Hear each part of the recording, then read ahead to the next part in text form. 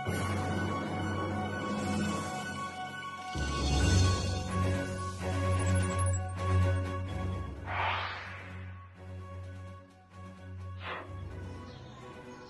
वंदे मातरम। आज के इस वीडियो में हम जो टॉपिक उठाने जा रहे हैं वो छात्रों के द्वारा ही सवालों के रूप में लिया जाएगा और उसका जवाब भी छात्रों के तरफ से ही होगा और उनके जवाब को आगे बढ़ाते हुए इस टॉपिक को समझने की कोशिश की जाएगी। तो लेते हैं कुछ वीडियो सवालों और जवाबों के। Good evening everyone. I am Aditya Swarup, semester 6, Political Science Department, KKM College Pakur. आज मेरा प्रश्न DSC 4B local self government in India से है। मेरा प्रश्न है, भारत में पंचायती राज व्यवस्था के संरचना एवं उनके कार्य बताएं। धन्यवाद। बहुत ही जानने योग्य विषय से एक बहुत ही महत्वपूर्ण सवाल। और आइए अब देखते हैं एक छात्रा जो संक्षेप में इसका उत्तर देने की कोशिश कर रही है। पहले उसको सुनते हैं।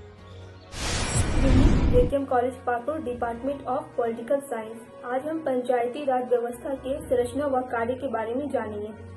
इसके स्थानीय स्वशासन के जनक लॉर्ड रिपन थे और इसे संविधान के भाग 9 और अनुच्छेद 40 से लिया गया था और इसका गठन बलवंत राय मेहता की समिति के आधार पर किया गया था और पंचायती राज व्यवस्था को राज्य नीति निर्देशक के सिद्धांत के आधार पर लिया गया है और यह 25 अप्रैल 1993 को इसका गठन किया गया था।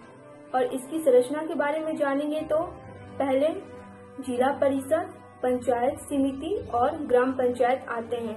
पंचायती राज व्यवस्था के कार्य हैं जन भागीदारी, मनरेगा के आधार पर गरीबों को रोजगार प्रदान करना, महिला सशक्तिकरण, स्थानीय स्तर पर योजना निर्माण और ई गवर्नेंस। अगर हम ग्राम पंचायत व्यवस्था की बात करें तो ये व्यवस्था भारत के लिए कोई नई नहीं है। वैदिक काल में भी ग्राम स्तर पर सभा और समितियों के द्वारा स्थानीय स्वशासन में समस्याओं को सुलझाया जाता था। पंचायती राज्य यानी कि जो शब्द है पंच यानी 5, जो समाज के वरिष्ठ और समझदार बुजुर्ग लोग होते थे वो किस तरह से स्थानीय स्तर पर ही समस्याओं को सुलझाते थे, न्याय की व्यवस्था करते थे। ये व्यवस्था सिर्फ भारत ही नहीं, साउथ एशिया के और भी कई देशों में स्थानीय रूप में यह शासन व्यवस्था प्रचलित आदिकाल से रही है। अगर हम जनजातियों की बात करें तो जनजातियों में भी स्थानीय स्तर पर समस्याओं को सुलझाने के लिए, स्थानीय स्तर पर विवादों के निपटारे के लिए, स्थानीय स्तर पर विभिन्न तरह के विकास कार्यों के लिए, इनके बीच भी तरह तरह के जो ऐसी संरचनाएं रही हैं पंचायती व्यवस्थाओं की, वो जैसे अगर हम संथाल परगना की बात करें झारखंड में तो यहाँ मांझी की व्यवस्था, और अगर हम छोटा नागपुर की बात करें तो वहाँ मुंडा मानकी की सिस्टम की व्यवस्था। और ये व्यवस्थाएं तो आज भी संवैधानिक व्यवस्था के लागू होने के बाद भी समानांतर में कहीं ना कहीं एक तरह से अपना प्रभाव छोड़ रही हैं। तो ये जो ब्रिटिश शासन के आने के बाद इन सारी व्यवस्थाओं को एक संस्थात्मक इंस्टीट्यूशनल फॉर्म देने की जो कोशिशें की गई, इसका प्रयास चलता रहा, लेकिन जो जिस तरह से इसको सफलता मिलनी चाहिए थी वो सफलता मिली नहीं थी। महात्मा गांधी ने भी ग्राम स्वराज्य का सपना देखा था। महात्मा गांधी का मानना था कि कोई भी गांव हो, ग्राम हो, वो स्थानीय स्तर पर जब तक आत्मनिर्भर नहीं होगा, वहाँ के लोगों को विशेष तरह के अपने अधिकार निर्णय लेने के होंगे नहीं, आत्मनिर्भरता नहीं आएगी, तब तक गाँव का विकास नहीं होगा और गाँव के विकास में ही देश का विकास छुपा है।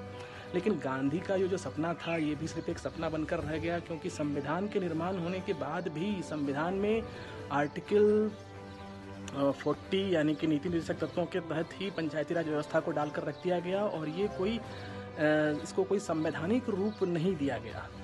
और जब बलवंत राय मेहता समिति का गठन हुआ तो उन्होंने त्रिस्तरीय पंचायती राज समिति जो संगठन जो व्यवस्था का रूप दिया वो त्रिस्तरीय रूप दिया, जिसमें कि स्थानीय स्तर पर ग्राम पंचायत, ब्लॉक स्तर पर पंचायत समिति और जिला स्तर पर जिला परिषद, ऐसी व्यवस्था का सुझाव दिया था। लेकिन आने वाले समय में सिर्फ समितियां ही बनती रहीं, और इसे संवैधानिक रूप मिला 1992 के 73वें और 74वें संशोधन के द्वारा। 73वां संशोधन ग्राम पंचायत से संबंधित था और जो 74वां संशोधन था ये जो स्थानीय स्वशासन का स्थानीय निकाय नगरीय राज्यों में होगा, जो नगर क्षेत्र हैं राज्य के भीतर वहाँ होगा, उससे संबंधित था।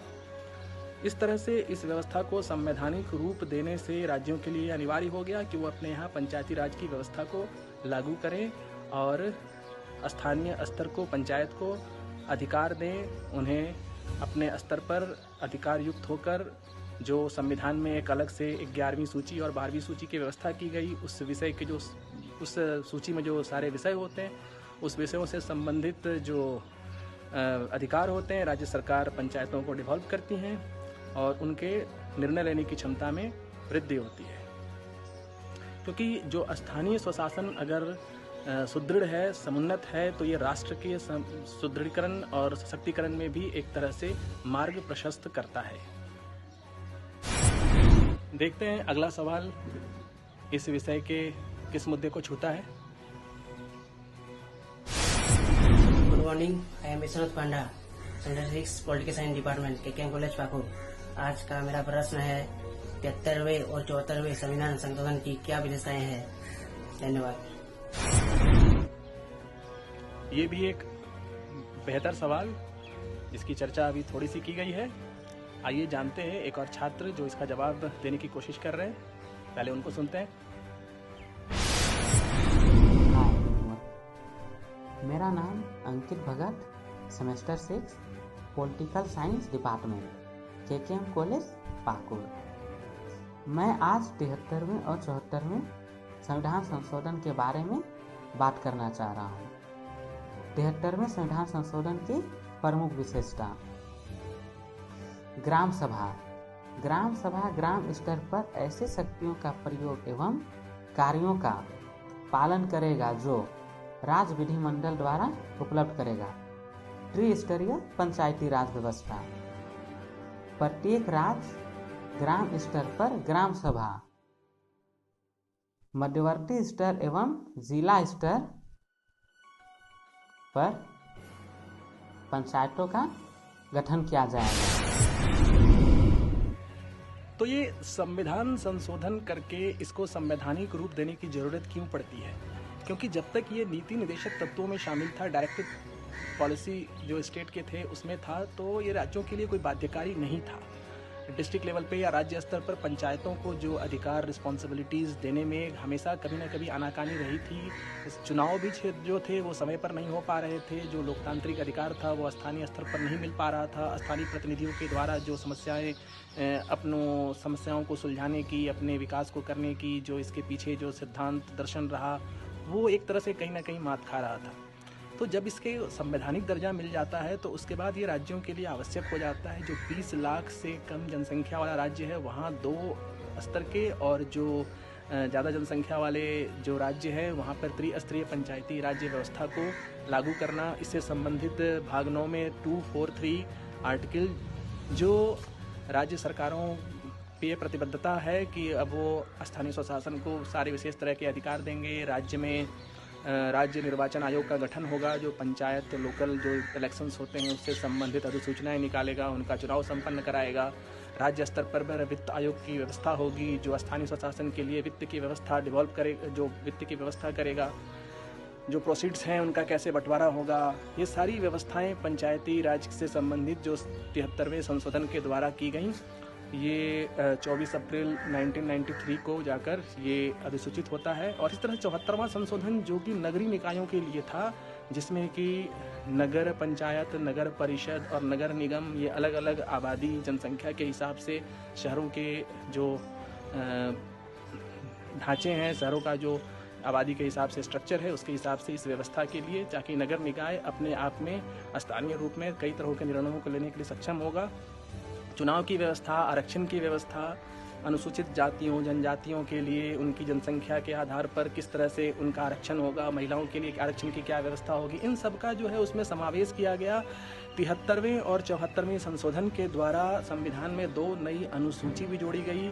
अनुसूची 11वीं अनुसूची जो ग्राम पंचायती राज व्यवस्था से संबंधित है, जिसमें 29 विषय हैं। राज्य सरकार इन विषयों में से अलग अलग विषयों को डिवॉल्व करती है, अधिकार देती है, ताकि वो इन अलग अलग विषयों पर पंचायती राज्य का जो दायरा है वो बढ़ सके। उसी तरह से 12वीं अनुसूची जिसका संबंध नगर पालिका नगर परिषद से है। आज भी अगर झारखंड की बात करें तो 29 विषयों में से सभी विषयों को जो है वो प्रदान नहीं किया गया अधिकार ग्राम पंचायतों को, जिसकी मांग अभी भी जारी है। तो इस तरह से ये व्यवस्था जो है ये आने के बाद चुनाव में निरंतरता आती है, पंचायत के अधिकार बढ़ते हैं। और जब अगर ग्राम जो पंचायत है, जो स्थानीय स्वशासन है, इससे लोगों को अपनी समस्याओं को समझने और उन समस्याओं के आधार पर निर्णय लेने और इस तरह से अपना विकास करने, और जो केंद्र और राज्य की योजनाएं हैं उसका ज़मीनी स्तर पर कैसे इम्प्लीमेंटेशन हो, इसके लिए भी ये एक नोडल एजेंसी की तरह काम करता है। ये सुगम होता है, और अगर हम स्थानीय स्तर पर ऐसे निकायों को मजबूत कर सकें तो राष्ट्र को मजबूत करने की दिशा में ये एक महत्तम प्रयास होगा। तो उम्मीद है, आशा है ये एक अलग तरह का वीडियो आप लोगों को पसंद आया होगा। अगली बार नए वीडियो के साथ, धन्यवाद।